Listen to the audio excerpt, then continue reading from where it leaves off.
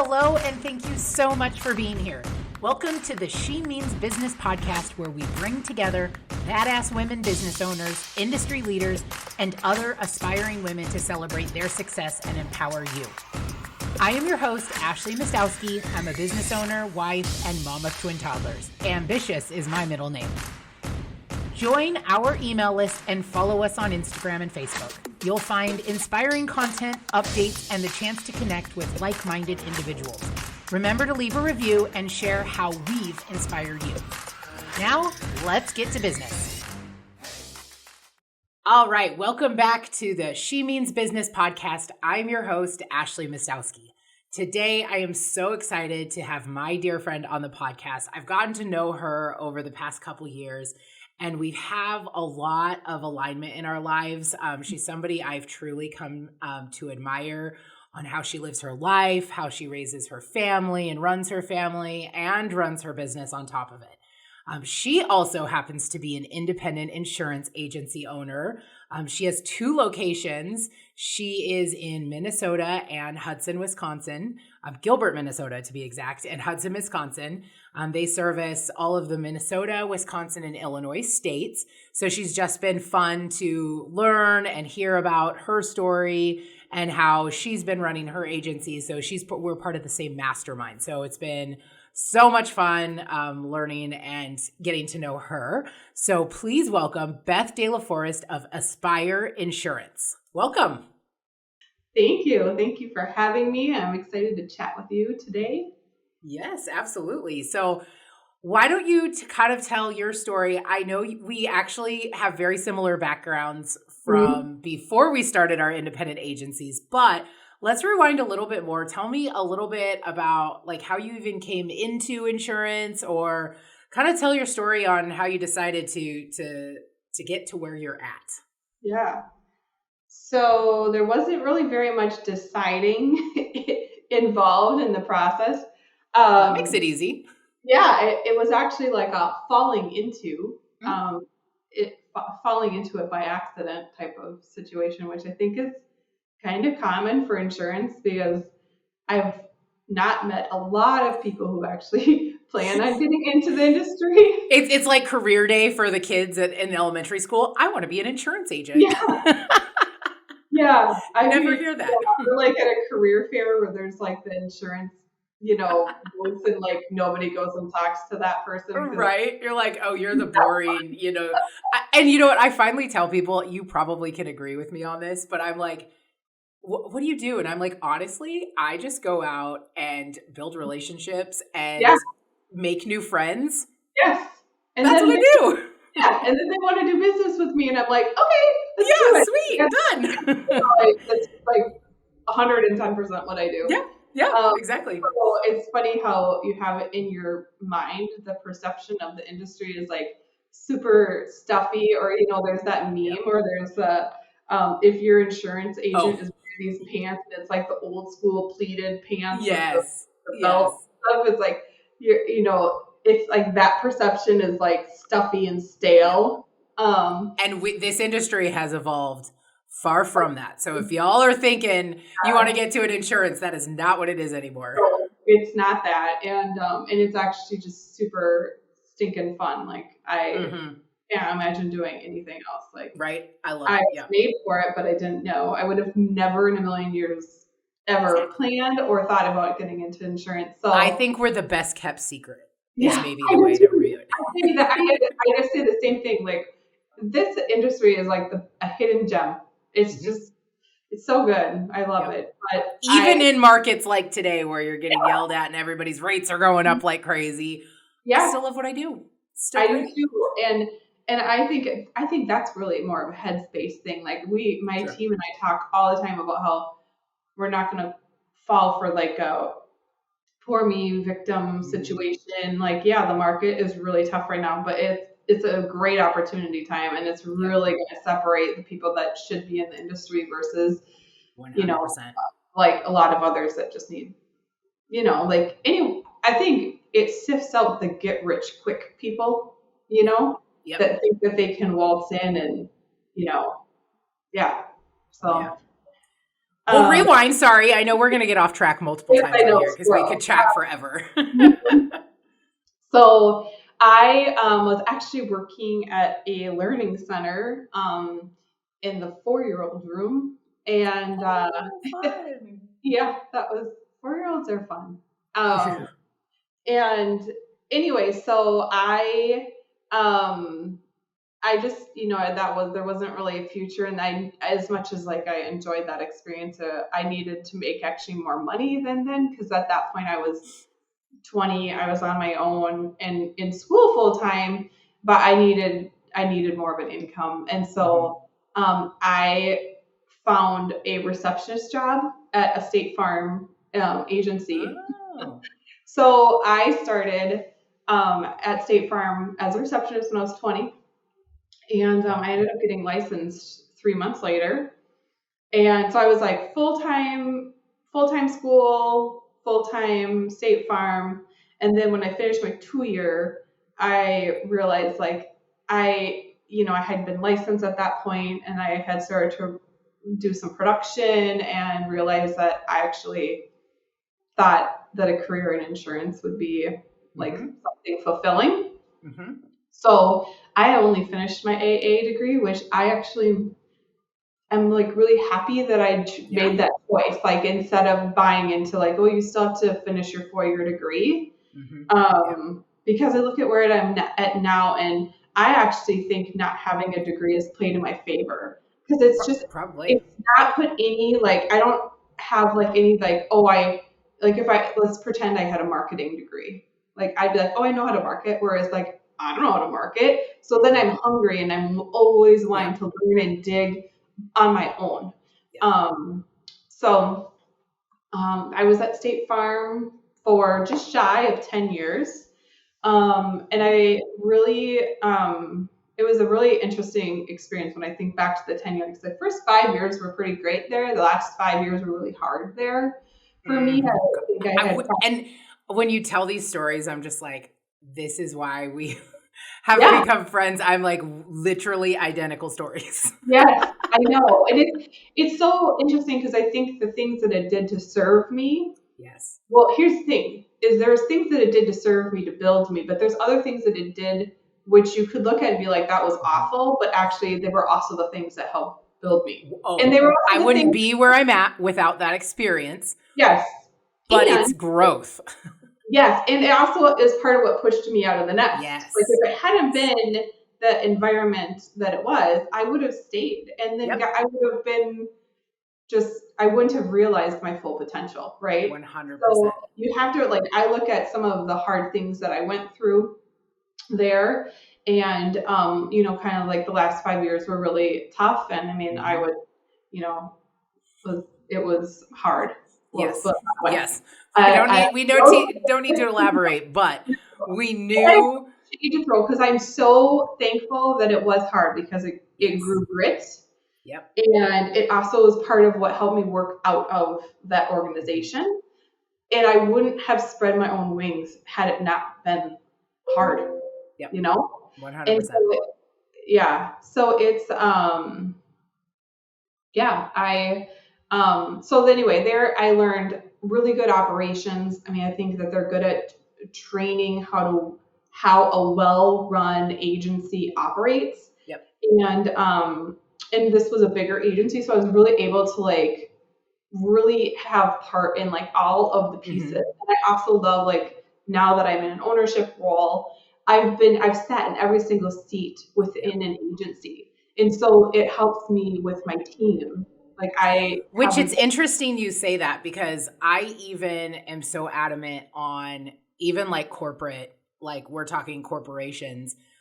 I think the best leaders and the best owners, however, whatever that role is, that high level role, are when you've sat in the lower level seats and you've done you've done the grind, and you've been in those positions. So you truly know. It's the people that come in, I feel like I don't have as much respect for you. So, when we're looking at our agency, we can talk to our employees and be like, we know.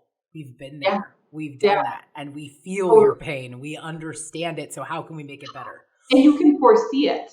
Yes. And relate to it in a way that you can't in other ways. Like I feel like one of the, having that experience really built a lot of, like, I have a lot of empathy for that position. I understand, and I can help. I can also help them with tips and tricks of like how to structure yourself, or hey, this is what you're going to run into, or hey, just so you know, that's normal. Like normalizing some of the things versus when, it's just. This is what I did. This is the reason why I did it. Now make it your own. And if it's the same process I have, great. I was able to teach you, but tweak it to little things that work better for you. But make it your own. I was there. Sure. So so operationally I learned a lot of really good things, and just how a healthy organization operates. So I think that was a huge takeaway for me. And then so 2010, I found an independent agency that allowed me to have first right of refusal on my book of business I built. And so I started in 2010 from scratch. So I took zero anything. Okay, pause really quick. When you did that, did you have kids at this? You did, because they're Yeah. So when I started, they were 2 and 3. Oh my gosh! Because I was like, wait, they had to have been really young. Yeah, they were 2 and 3. That's a leap of faith right there. Yeah, I was like, boy, but I am such a glutton for punishment. This is so. I think we all are. We own agencies. I mean, I'm not kidding you. I think to myself, like, I think right now I look back at myself and I'm like, oh my gosh, that was a really bold move. Right. But then I also think to myself, like, oh wait, 2 years ago I was building a house and renovating a commercial building at the same time. So this is just kind of we just do it. I don't, but I also don't think we see it that way, to be honest, until we look back. Because when I decided to open my scratch agency, I just felt it was the right thing to do. I went from being the breadwinner to now, oh my gosh, how am I going to feed my family? Yeah. And it's funny, I don't see it as that big of a risk. And then, I'm having casual conversations with my mom, and my whole family are all teachers. So they all stayed that track. And my mom's like, oh, you're a massive risk taker. I would have never opened an agency like that, or opened a business, let alone, I was like, oh, I didn't, to me, it just made sense. And I didn't look at it as so that's so funny. That's totally me too. Like it doesn't even register until every once in a while I have like a little pause in my life, and I'll like look back at certain times and like, I did that. You're like, I'm crazy. But I didn't actually even digest it at the moment. I just did it. Yep. So, but so I started my book in 2010. I am sure this was the same experience for you. I can't imagine it wouldn't be, but holy buckets, did you, when you were at State Farm, did you think that you knew insurance? And then you started on the independent side. And you're like, whoa. I was on a tricycle with training wheels the whole time. And I thought I was riding a 10-speed bike. Yep. You're like, oh, and here I thought this was like, I'm not bashing. They have a great product. But at the end of the day, there's also a million other carriers that are just as good, if not better. And I'm like, oh. There's a whole nother world. It is a whole different world. And there's different verbiage. And, oh, we should have done it. Oh, my gosh, we could do this. And it's like, oh. Or the products. One of my first ahas was the products that I was told were not available, like they didn't exist. They're out there. They do exist. And that was a lot of ahas. Our old bosses were just great trainers and keeping the wool over our eyes, and you're like, lots of Kool-Aid. I always joke about the M word, mold. I'm like, nobody covers mold. This is common. Nobody covers it. And then I literally opened my agency and I'm like, oh my gosh, all my carriers cover mold. What? Yeah. I was like, this is a thing. That is actually my first biggest aha. Yes. And I was like, it was the moment when I was like, well, what else is there? Right. And, and then it went from there. But yeah, I mean, I just, oh, you can get accident forgiveness immediately? Yeah. Oh, you don't have to wait 6 years? Oh. But I do have some carriers you have to wait 3 years. So I get it. Like every carrier, but again, that's the point is like, oh my gosh, there's just a whole nother world. And maybe this just came to me too, but maybe like you probably you maybe had this, question in your head. But when I was deciding what to do, right, I'm like, my family had been with them for years and years, 10s, 20, 30 years. And so this is all I knew. And this is the best thing out there. And so I'm like, gosh, I'm going to this independent side where I have all these carriers, but all these carriers, are they even good? But I was like, but everybody I know in my sphere has been with, Big Red for, all these years. So I'm like, can I even find are they even going to go? And then I'm like, what I finally told myself, and this was maybe my first initial self-growth realization, was like, no, they came to me at the other company because of me. Yeah. Not because of, they don't know the differences of the products. No. They don't know what's out there and what could be different. Right. They came because of me. And so I'm like, oh, no, I can do this. So I open, and I go this route, and I'm like, they're coming me for the expertise, for the service, for all this stuff, for the claims help, for okay, I know I'm down the right path now. Right. I think, well, to kind of add to that, yes, first of all, they came because of you. And so realizing what that is. And now, especially because of how we started, we realized really we just go out and connect with people and make friends and help. I feel like I'm in a helping profession. That's how I approach what I'm doing. And I don't feel like I'm in a sales role. I feel like I'm helping people, and I'm not going to shove a product that isn't a fit or try to sell somebody that's, better served someplace else or with what the product that they currently have if it's not the right fit for them. So, but for me, and I agreed with you, State Farm is just a fine product. There's nothing wrong with it. But when you are with them, you are really taught a little bit of an elitist mentality of we're the best. You really drink the Kool-Aid hardcore. And so you really actually think everybody else is down here and they're right here. And I think there does tend to be a generational piece to them. They've done a great job of marketing that way. Oh yeah, phenomenal. And kudos to them. But the reality is, from a quality of a product standpoint, on the independent side, we have products that are just as high quality, some even more, and some not as great a quality. I mean, there's a variety. 100%. Yeah. But so almost that when you're shedding that layer of thought that has been put there for a long time, you're like, are these good companies? Are these not good companies? Because you don't know yet. No. And that's part of the beauty of being a broker, right? Is learning the companies, learning who, because there are ones that you shy away from and there are ones you gravitate towards. And that also changes over time sometimes too. Yep.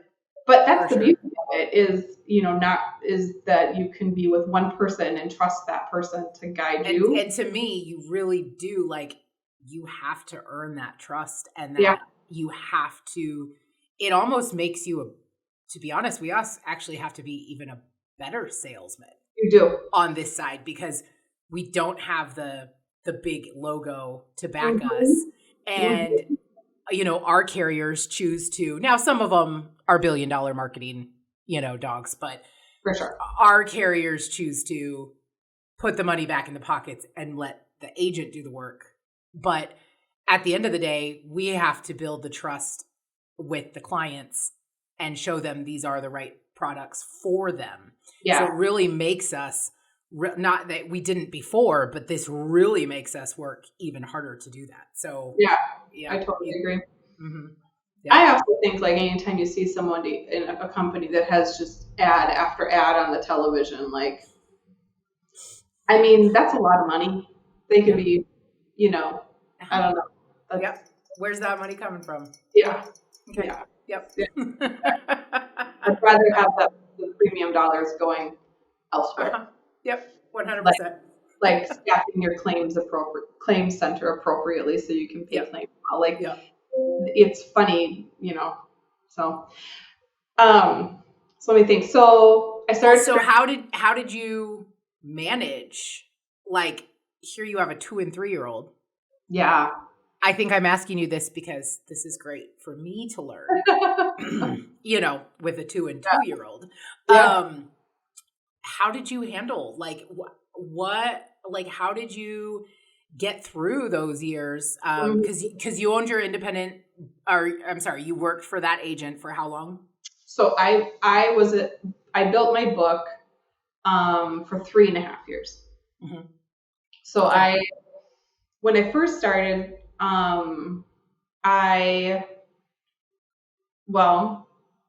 okay. I thought this is a funny part. For 3 months, I thought I wanted to be a stay-at-home mom. I always had this idea. See, at least I was enough self-aware even before I had kids. That's a big no. Yeah, I was always like, I want to be a stay-at-home mom, and I'm like, so some people make it look so glamorous, and I'm like, yeah, I was like, yeah. After 3 months, I was like, just kidding. Yep. I'm doing this full time, and so then we had to figure out what we were going to do with the kids because I thought I was going to build like on the side. Yep. And I was realizing like I'm actually liking this way more than I thought I was going to. Yep. And like I actually kind of like I want to go for this. Like I want to like actually like go for it. So my husband is a chiropractor, and thankfully with chiropractors they have like really weird schedules. So he worked like all day on a Monday, only half a day Tuesday, not at all Wednesday, half a day Thursday, and half a day Friday. It's so funny that you say that because the few that I've been to in town, they do. It's the weird. And then when you look, like, to me, I want things simple, right? So like I decided my agency 9 to 5, Monday through Friday. I'm not going to do these weird things, but I think it's that industry that's so true because the few that I've been to and on their door and on their website, I was like, I can't memorize all this. I'm like, wait, what? On Tuesday you're closed for 2 hours? I mean, I understand. I'm not knocking it, but it must be it's an industry thing, and there's reason behind it. Sure. Yeah. That's so funny. Yeah, it is. I mean, it is weird. Yeah. It's not weird to us because we've lived it now for a while. Right. Yeah. But as a consumer, I'm like, wait, can I make an appointment this day and this time and this? Yeah. And then like they're closed for 2 hours over lunch, and you're like, huh? Yeah. Okay. But yeah, so that gave me some flexibility. And then my parents they live, pretty close. So they've always been very present and involved. Yeah. And then we did do like some like preschool little programs and stuff. So, and then I would do kid swap with one of my girlfriends on Wednesdays. So I could go to a networking group. That was when I was in BNI. Okay. So like she would take my kids while I was in BNI, and then I would come back, and then I would take her kids, and then she would work for a little while. That's smart. I mean, if you figure it out. You just get creative, right? And you just make the most use of the time that you have. And so that's actually the reason why I built us. Like we are built remotely, like so we can plug and play from wherever. We do have 2 physical locations, but we all have an element of like hybrid. Some people are fully remote, but the core reason was because when I first started, it was I needed the freedom and flexibility to be able to work wherever I was. So that was like in 2014. Flash forward, I ended up buying my book in 2014, middle of 2014, and I had just a real strong vision in my mind of just something just refreshing and different. And one of the things that I really noticed in insurance is, first of all, people just can be so stuffy and crabby. And I'm like, we have such an amazing industry. What are you doing being stuffy and crabby? Like, and so that was one thing. And that was, I mean, I ran into that everywhere I went.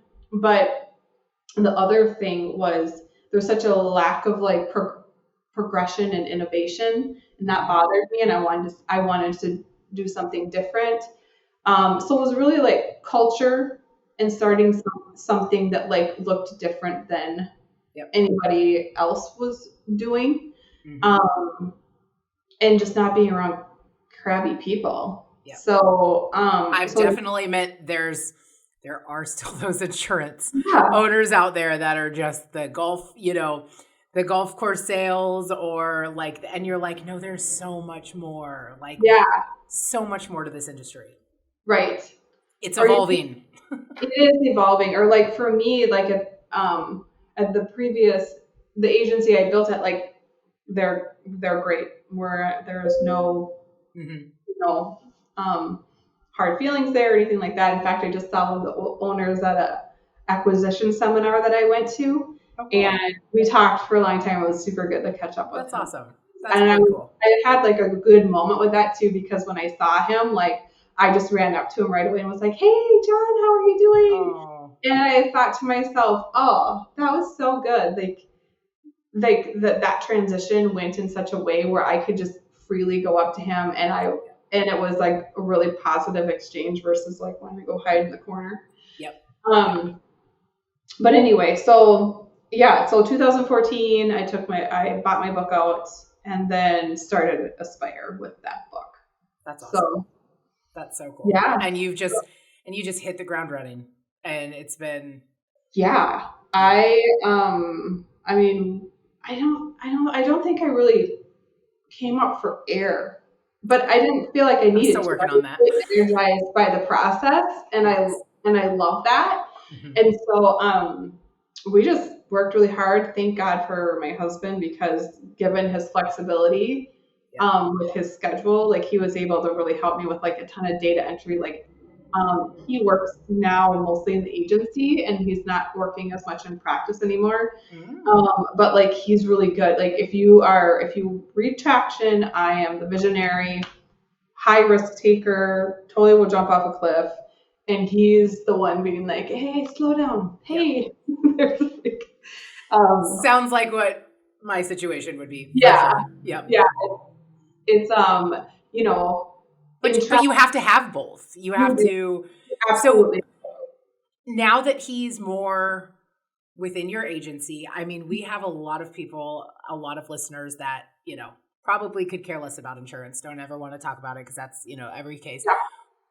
But you talked a little bit about, you making it work with your kids. Yeah. How is it with your husband? Like what?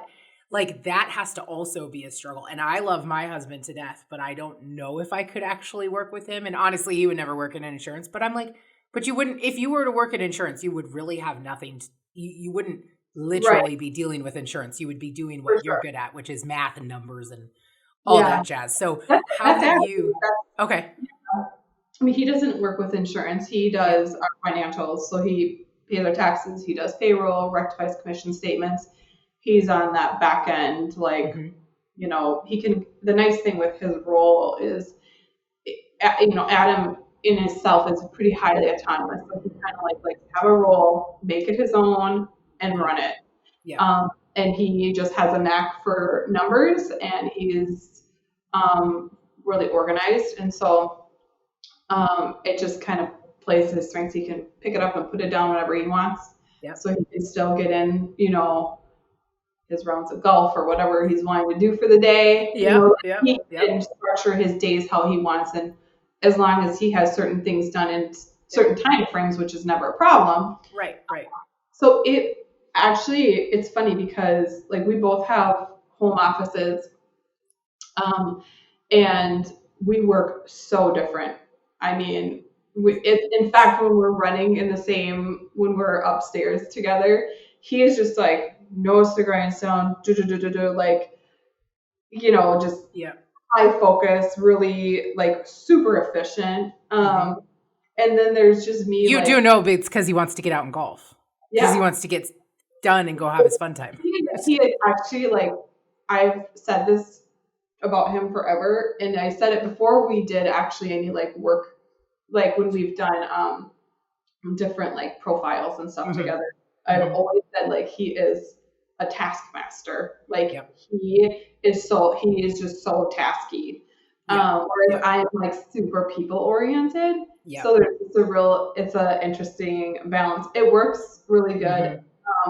If you read Traction, like we operate off of Traction, we've self-implemented it, but they talk about like there's a natural tension between the visionary and the integrator, and that's natural and normal, and you can actually just like know that it is good. And I remember when I read Traction like right in 2014, and so I'm glad that I read it right away, because when in times where there is that natural tension, I understand what it is and why. And so it doesn't aware of it. Personal, and it doesn't like affect the marriage. Then you just understand like there is a natural counterbalance here, and we're both really strong. Like he's a really strong integrator, I'm a really strong visionary. So but honestly, like we don't really run into each other or fight. I was just gonna say, like, you have an office, but it's I'm like it's not. You what? I'm at our Hudson office right now. Okay. So do you go into the office most days, and does he go into the office most days? How does how does that dynamic work? So I'm trying to be in here 2 days a week. Okay.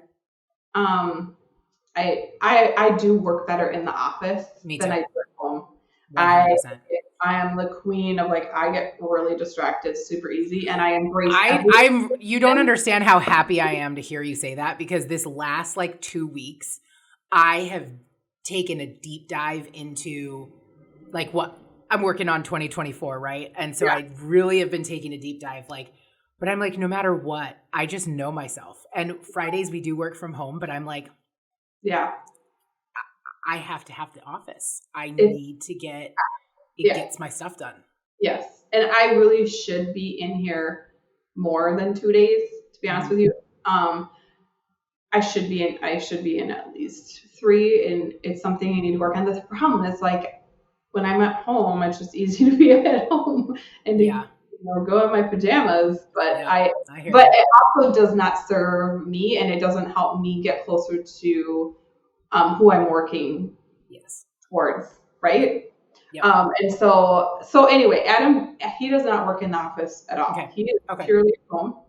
That probably helps, right? Like, not that, because it's the people, I've always wondered, and I've loved hearing, and I actually admire, I've met some agency owners that the husband and wife work in the office together all day, then go home all day. I'm like, whoa, like that's a lot. So that actually, then that, you figure out what works for you guys. Yeah. And I would say, I mean, we spend a ton of time together. I mean, a lot. And actually, we were talking about that a couple weeks ago, and I was like, and we still like, we prioritize date nights. This weekend, our kids are at youth convention, so like we have the entire weekend, like we don't have anything planned, and we're together the entire time.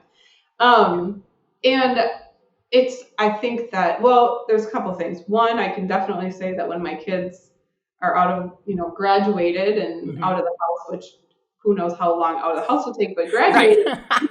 Nowadays, that age has shifted a little bit. And like, but I can definitely say like, how it's easy to drift apart in marriage. Is that we've been married 20 years, so it would be easy to drift apart, but for Adam and I definitely, like, we have not drifted apart, and I definitely know who he is. I guess I'd like to say that it's harder than it is, but it has not been hard for us. There are moments, and there are moments where it has been, but I really can probably count on one hand since I've started, how many times it was like, woof. Yep. That was bad. But I think because you've set your roles and you're completely different roles, I think maybe it might be harder, if you're both doing the same thing or you're both, but I think you've done a great job at figuring out each other's strengths. Yeah. And which happen to be completely different.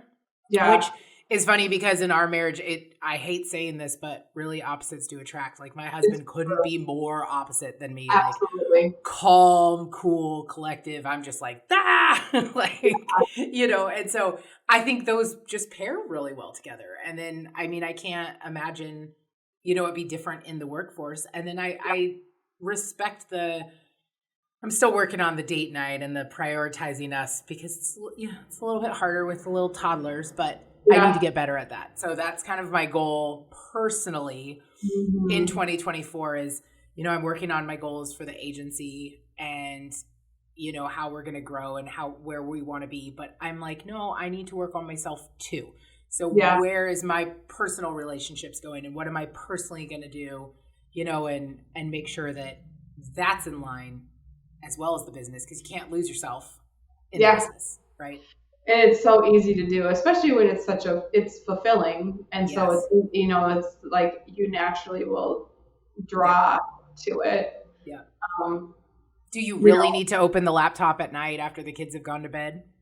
No. But if I was out and doing stuff, so I'm intentional sometimes and I really am like, I leave it at the office. Or I brought it home on Friday last week. And because we did work from home, but then I had a lunch but I actually couldn't find the charger because I have a second charger at home. And so all weekend long, it was dead. I was like, well, maybe that was a blessing. Maybe that was something speaking to me. Yeah, right. Put it away. Yeah. No, it is. It can be addicting. And I know I've had times in my life where like I end up working so much that when I go, especially since we do have offices at home too, it's so easy. And we built our offices above our garage in our new house, which has been amazing. But it's also like so easy to like drift upstairs and start working. And so I've had times like that in my life where then I'll come down in my home and I'll be like, I don't know what to do down here. So I just drift back upstairs and go work more. I'm like, well, It's I feel like it's always learning and it's always evolving. But you, much like myself, and I can say this because I know you do this, but we surround ourselves with people who help make us better. You have coaches, you have that around you. Like, I don't know what I would do without that. And I think it's obviously been more popular to have coaches and whatnot in the last, I don't remember that ever, occurring per se back in when I was in college, which sounds so weird to say. I'm like, I guess I am old. But I'm older than you. So. But it's like, you have to, we're running and doing a lot and we have to keep ourselves into perspective and we have to me, sometimes it's accountability, but it's also working through the hard things. And I need somebody to talk about because we own a business. It's not corporate. We're a small business owner. We have nobody else to report to. If we went back and opened an agency under the big red, we would have leadership in corporate and all these people to you got held accountable for all your infrastructure. And we don't have that here. And which is exactly why I know the type of person I am. I know the work ethic I have. I know I can make this happen, but it's not easy and it's not for everybody. But at the end of the day, it's the same with any small business. You're in your own little sphere, so you have to surround yourself to make your business better, right? To grow and to be successful. Or maybe you just want to be this really small, you have to know your vision, I guess, and your goals either way, on that. But it's definitely learning. Yeah.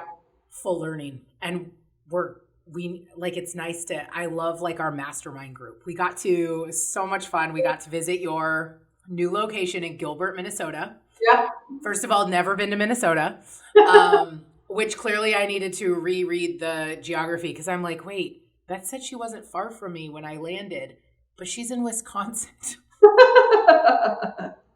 I'm like, okay, so obviously I knew it bordered Minnesota, but I didn't realize where Minneapolis was in the state. So in my defense, that's what it was. But I was like, oh, so then, and it was beautiful. I fell in love, like beautiful city. The weather was amazing. And then it was what, 3-hour drive to Gilbert? Yeah, 3-hour drive north.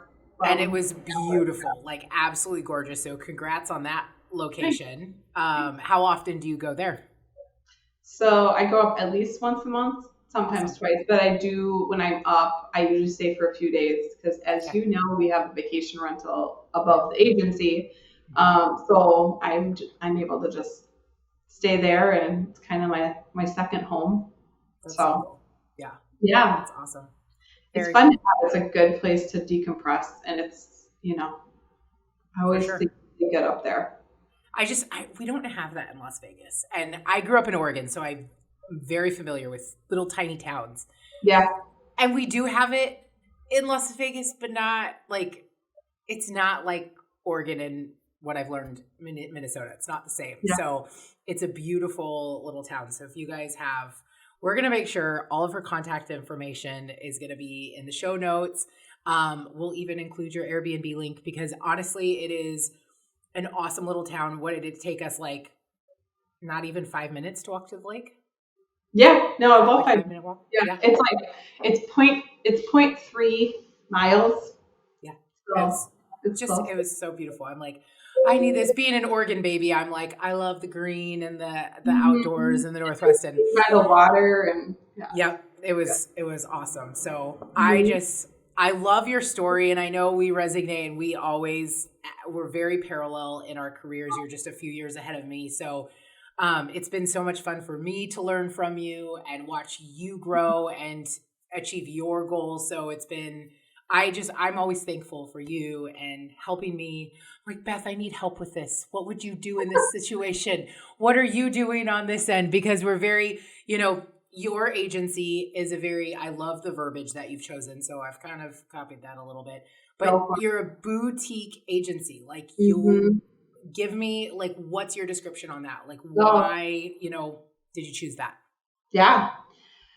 I think it's like the best adjective. It's the best descriptor, for like who we are. I'm not out there mass advertising. We're word of mouth. We're relationship. We're high quality.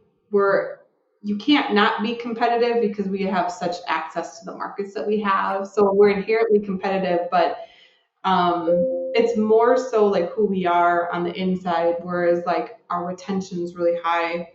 I guess we're more positioned as like a service type of agency than a sales agency. Our sales are good, but our sales are most oftentimes a result of relationships and service versus us going out and like heavily prospecting and buying leads and things of that nature. Yeah. And so I would say like for me, keeping that small, intimate feeling, even though we're, not necessarily like a super small agency anymore, but still having that feel like the real personable, high touch, high quality, like our retention is really high. Our net promoter score internally is really high. It just says like that tells us that when you come here, you end up staying here.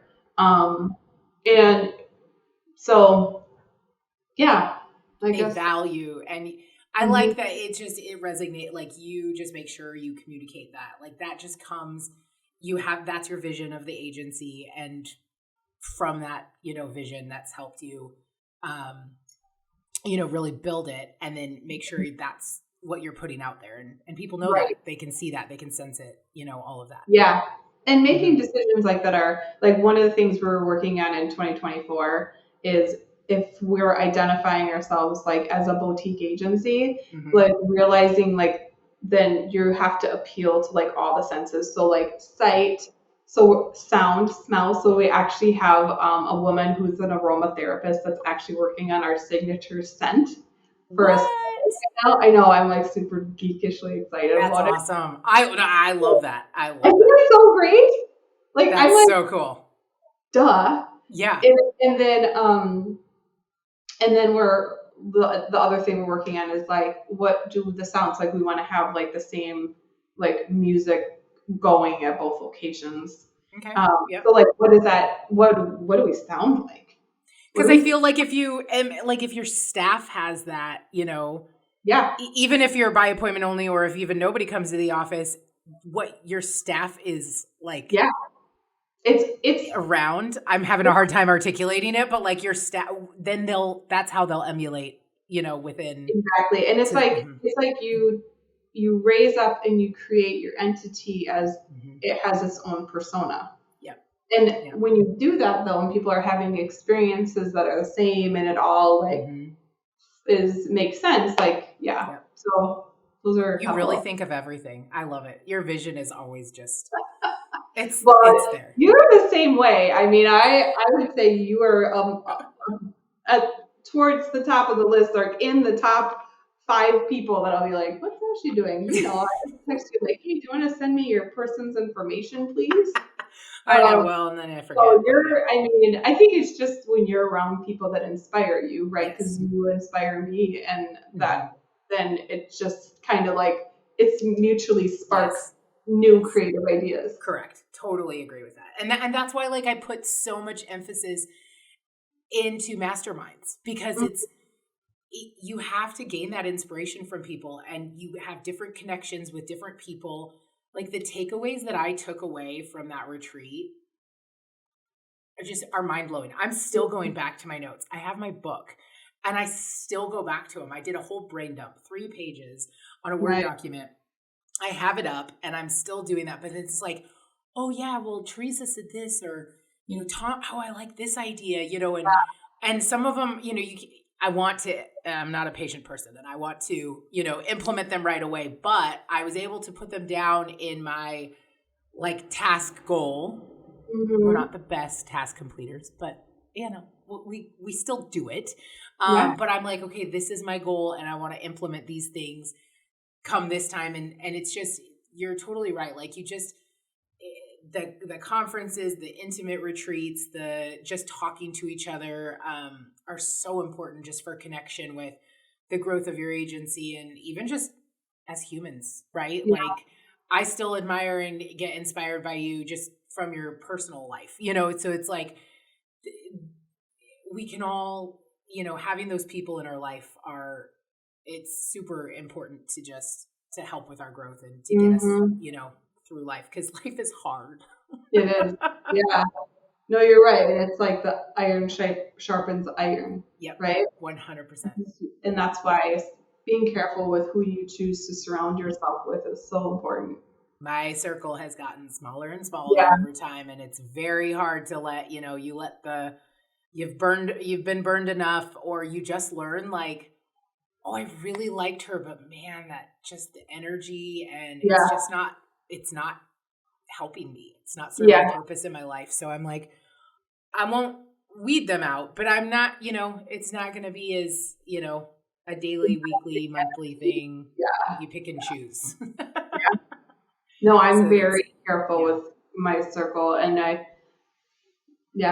think it's good though. We all should be. Yeah. And you're prioritizing, you're doing, your day nights with your husband. You saw that you went on a girls trip, social media stalker, you have to do that. You have to do those little things that just keep your cup flowing and full. And then, the stressful times, it makes it worthwhile, and it makes the hard and stressful times a little bit easier. Right. For sure. Yep. Yeah.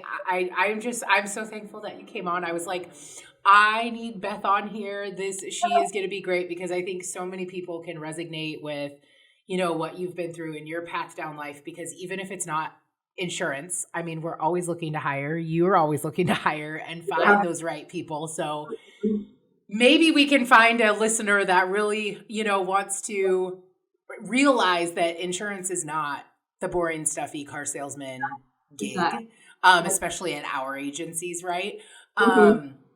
But I know people in the Midwest as well, and there's a lot of cool people in the Midwest. So I've learned that, it's so funny because I was like, oh, there's always more. I love that, Lisa and Tom are part of our mastermind group, and they're within how many minutes of like 40.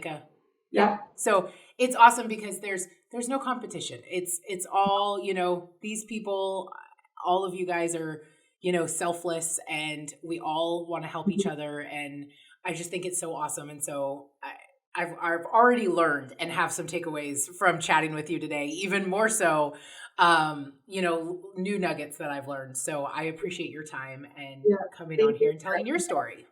Yes. I appreciate the invite. Awesome. Well, we'll have your contact information in the show notes so, our listeners can reach out, and then, we can follow up, and make sure to follow you on social media, and we'll have the Airbnb link because it is such this is your plug to Gilbert, Minnesota. I mean, it was tiny little town of 17. Yes. This is really bad. What I totally want to plug what is that Jamaican restaurant? Because, oh my gosh, I'm still dreaming about it. Is it the what? Whistling Bird? The Whistling Bird. Oh my gosh. So good. I know. So good. Yeah. I'm like still dreaming about that food. And I'm like, how is this? This is like a hidden gem in this little, your little main street has several bars and restaurants, but several bars. Yes. Yeah. They took the cake. So it was just a lot of fun. So thank you for opening up your home and your agency to let us visit. But you guys should definitely, if you're looking for a little getaway in this beautiful tiny town and you're in this area, you should totally check out. So thank you so much, Beth, for being here, and I appreciate you telling your story.